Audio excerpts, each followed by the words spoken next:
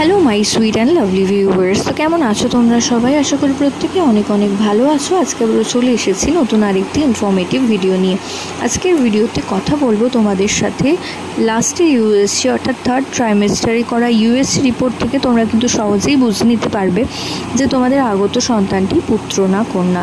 তো সেই বিষয়ে আজকের আলোচনার সাথে থাকতে হলে অবশ্যই চ্যানেলটিকে সাবস্ক্রাইব করে রাখতে হবে, কারণ প্রেগন্যান্সি রিলেটেড নানান ভিডিও কিন্তু চ্যানেলে আপলোড করা হয়ে থাকে।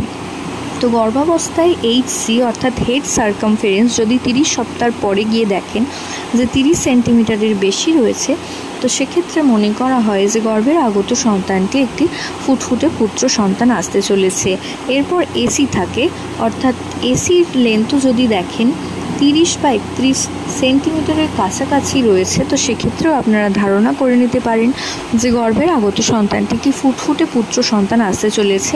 এবং এফএল অর্থাৎ ফিমার লেন্থ অর্থাৎ পায়ের যে অংশ সেটাও যদি দেখেন 7 সেন্টিমিটারের বেশি রয়েছে, সেক্ষেত্রেও আপনারা ধারণা করতে হবে যে গর্ভের আগত সন্তানটি পুত্র সন্তান। কারণ গর্ভে একজন পুত্র সন্তান থাকলে সে কিন্তু আকার আয়তনে একটা কন্যা সন্তানের থেকে অনেক বড় হয়। তো আশা করছি ভিডিওটা কাজে আসবে। প্রত্যেকে ভালো থাকুন, সুস্থ থাকুন, সাবধানে থাকুন এই কামনা করে ভিডিও এখানেই শেষ করছি। নমস্কার।